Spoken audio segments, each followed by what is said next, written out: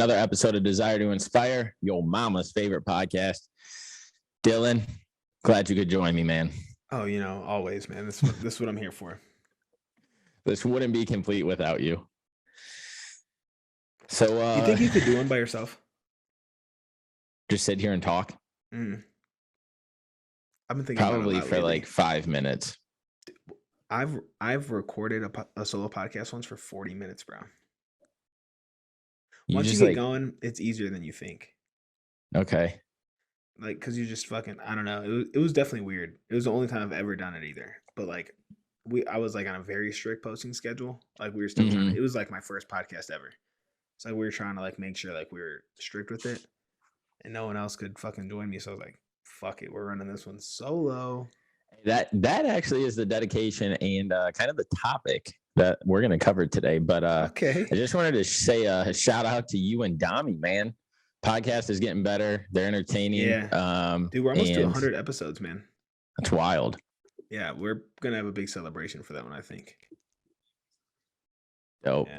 Yeah, they're getting good, man. They're funny. Dami is a character, bro. And I still feel like I don't know her that well just because we've only hung out like a few times where I've actually like got to. So seeing you guys interact, I just have the funniest,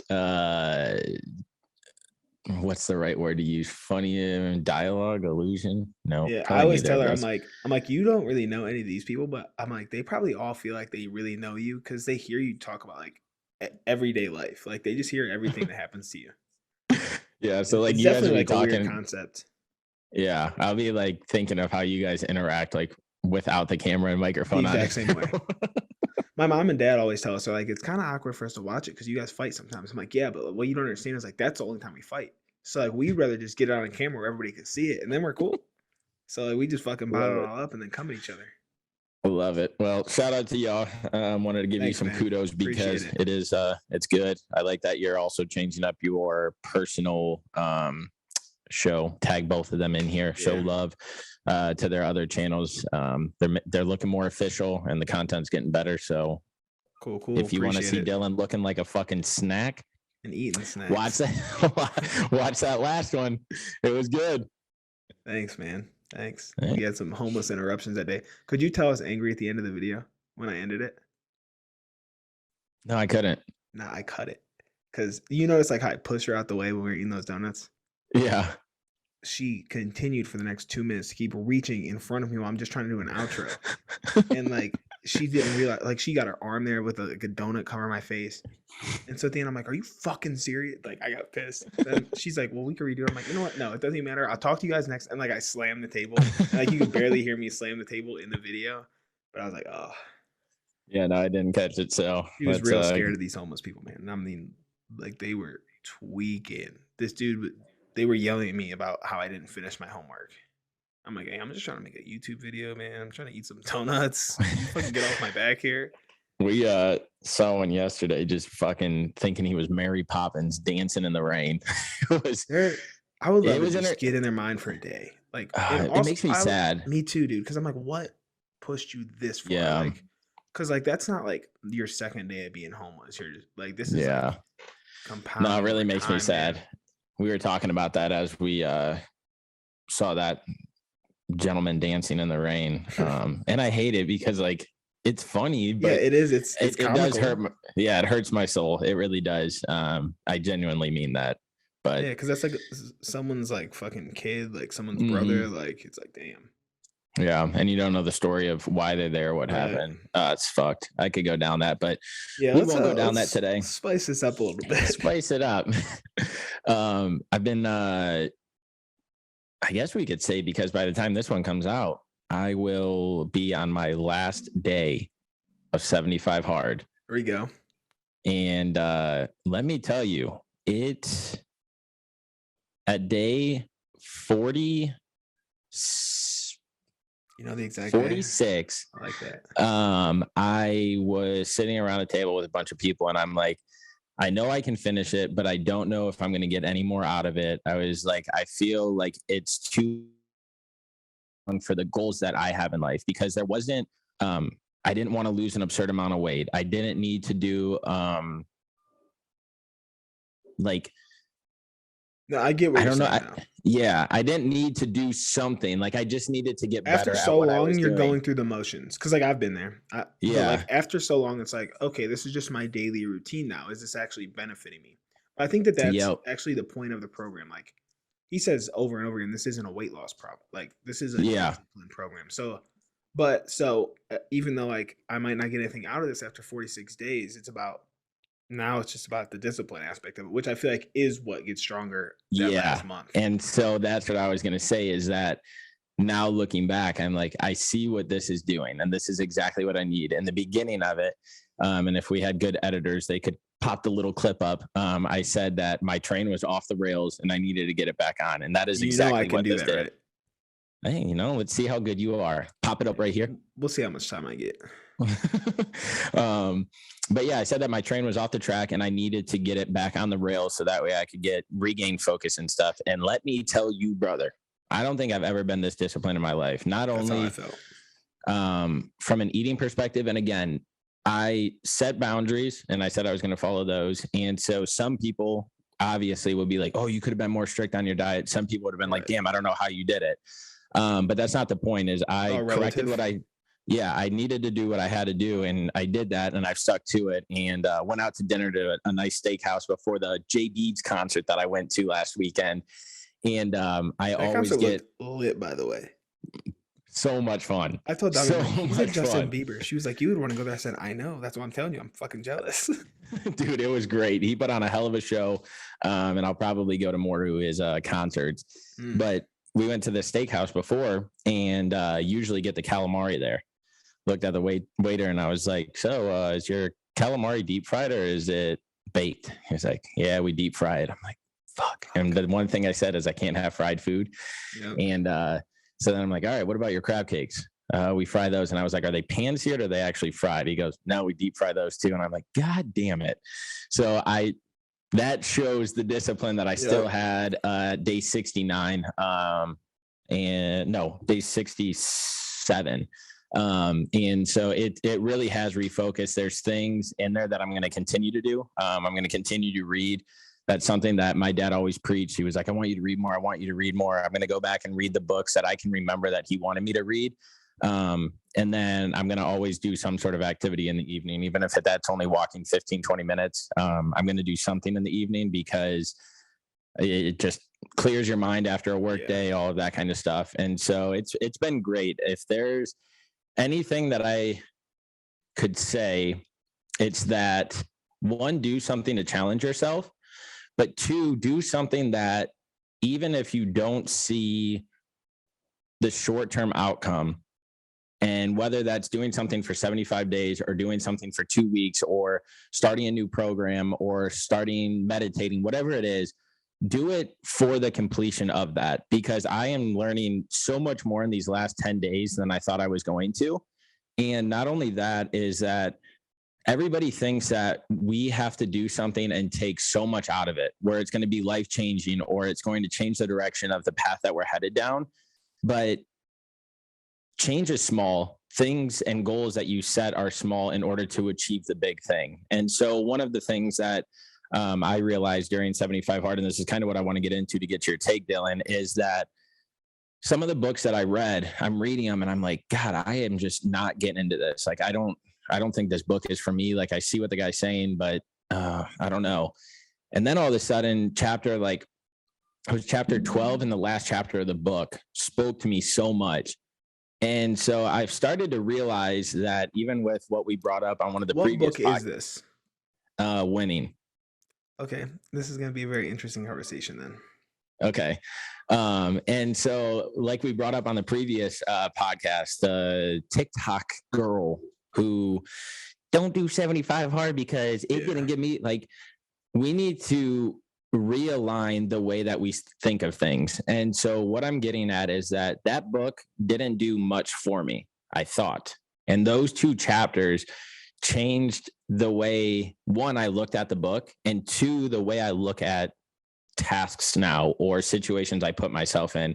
And that's once I start something, to finish it, because even if you take one thing out of whatever it is you're doing, that's helping you to become better. And so I know we can sit here and argue, well, is it a waste of time? Well, is it this? Well, is it that?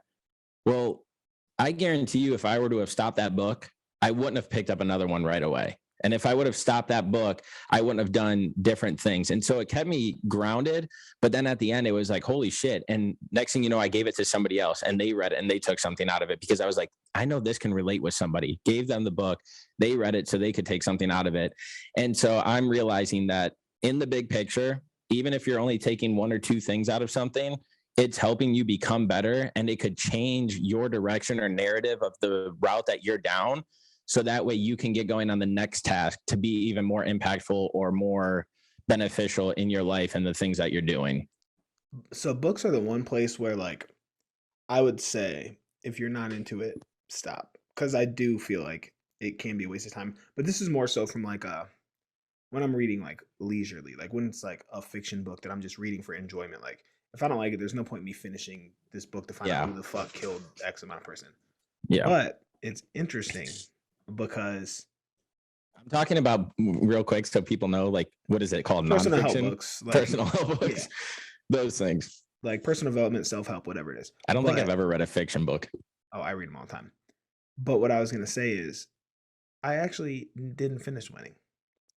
I don't even know if I made it halfway through Winning because I couldn't get into it. I don't know if it was the writing style. I don't know. And I've read his other book. So like, I don't know what Relentless it was. Or whatever it is. Yeah. But I couldn't, like, there was just something, like, I could not get into it, man. Yeah. And so now I might have to go revisit it because you're saying you got something out of the ending. So I'm like, okay, maybe like there is, and I do believe like that there's something in there, and like everyone's going to take something away. Everybody's going to read it in a different way because they're going to put it in the perspective of their own life. Mm-hmm. So now I feel pressured to go finish it. It's actually sitting next to my bed still. So it's not like I put it away. Yeah. It, I don't know. It just brought, I guess, a lot of perspective to things, because in that book, for people that don't know, what is the guy's name? Tim or something like that? Yeah. Tim helps out and trains Michael Jordan. He trained Kobe Bryant, Dwayne Wade, Charles Barkley, all of these big time celebrities. Superstars. Yeah. And it is one of those books where you keep reading how hard they worked, how they this, how they that. But what it didn't say, and what it doesn't focus on, and what I really enjoyed about it, one of the things I took away is that we could be scrolling online, or we could be watching some of these big influential motivational speakers or influencers, whatever they are. And it's like, wake up at 4:00 a.m. The people that don't wake up at 4 aren't going to be successful. You don't have this going for you. And he told me that in the book, he told me, like, I fucking called him after y'all had to sit down. Fucking get him on the pod. But in the book, he talks about that Michael Jordan would either go at 5, 6, or 7, or 6, 7, or 8, and he knew that it was always going to be one of those times. But it depended on what Michael Jordan was doing, where he was, the time zone, all of this that would determine. But he knew it was going to be at one of those times, and I think that's a big message that people need to take away, is that I understand personally on a mental side how, and even physically and recovery and stuff, how important sleep is. I go to bed at fucking 9 at night and wake up at 5:30. And so I get how important sleep is, but what's more important and the bigger takeaway is to have the routine. And so if you're not a person that likes to wake up at 4, 5, 6 in the morning, okay, well, when are you going to bed? When are you waking up? And then set a routine for that duration you're up. Yeah, fit into your life.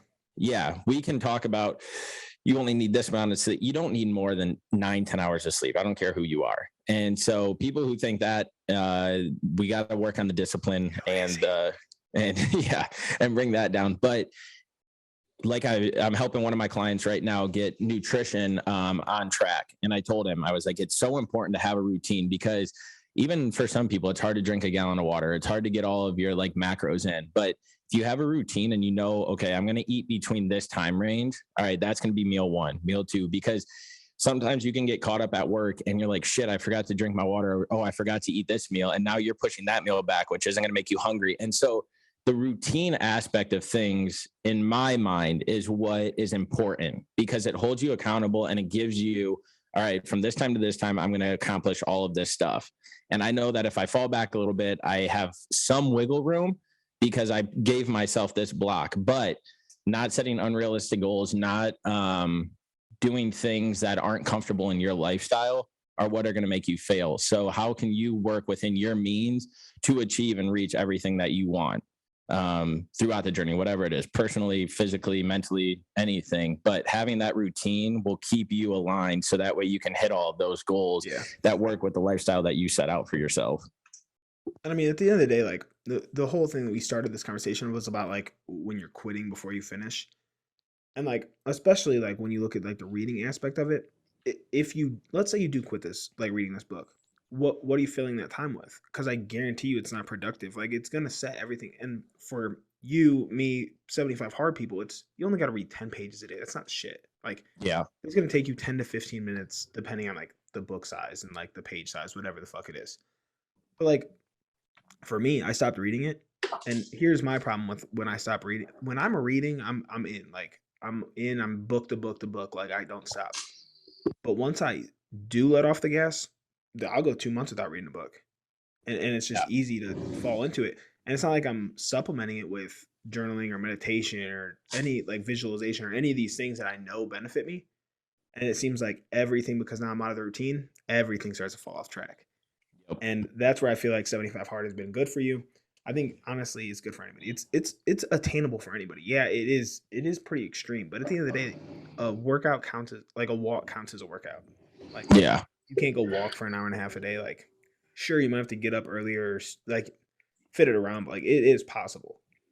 Yep. So yeah, it's important. Like everything is a fucking process. Every single thing in life is a process. And that comes with having the discipline to not give up. I mean, I look at myself or people that I know that have gotten a new job. Oh my God, it's so stressful. I don't know what I'm doing. I feel like I don't fit in and blah, blah, blah. Next thing you know, 2 months later, a month later, they ain't complaining about what they were in the beginning. People that start working out. Oh my God, this is so hard. I can't get up early. I can't lift this weight. I can't this. There's people, guess what? A month and a half after, they ain't saying that. They're like, oh man, now I'm going at this time. Now I'm doing this. Now I'm doing 2 pull-ups when I couldn't even do 1. Or you start on a diet. Oh, I can't eat healthy. This shit's bad, blah, blah, blah. No, your fucking attitude's bad. Guess what? They're not saying that when a month comes down the road and more they're times like, than oh not, shit. It's always your attitude. It's the way you look at anything. It's all perspective, man. Like, if you look at it as like, I have an opportunity to get healthier. I have an opportunity to better myself. Like, there are people out there who would kill to be in the gym and they literally can't go. Like, they physically cannot go to the gym. Yep. And here you have an opportunity and you're just bitching about it. Like, even if you go, you still complain about it. Like, I don't understand it. If you put yourself in this situation, what are you bitching about? This new job. There's people out there who don't have a fucking job. Like, there's all of this shit and we just take it for granted.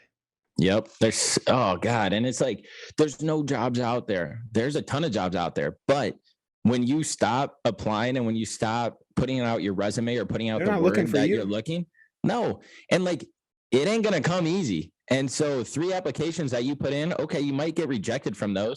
Okay, you put in 10 applications, have 3 interviews, and you might get denied from all 3. But guess what? Now you're more comfortable interviewing. Now you're more comfortable applying to jobs. Now you know the feedback that they gave you, what you can improve on. And that is all coming back to the point of don't give up before it's over. And so if it takes you 50 jobs to apply for before, I guarantee you that there's another 1,000 jobs out there that you could apply to like this, but you might lock it in on 50. I moved to Colorado a year ago and I was unemployed for 3 fucking months. And it wasn't for lack of applying, but like that was like at any time I could have been like, fuck this, I can't get a job. At any time I could like, fuck it. And it was COVID shit. I could have easily got unemployment. But I was like, no, like I'm gonna figure this shit out. Yep. It's gonna happen eventually. But it's not just gonna happen out of nowhere. Like, you gotta still put the work in, like no matter what it is. Yeah. And whether it's applying to 50 jobs or it's waking up and going to the gym every single day, the results are going to show and the things are going to show. Finishing that book, the results are going to show with time. And again, it's setting little, like, it's crazy how many books I finished in the 75 hard. I think I've read more books during 75 hard than I have, bro, and this is no exaggeration, than I have the last 10 years. I'm not joking. Do you ever read more than 10 pages or do you always stop?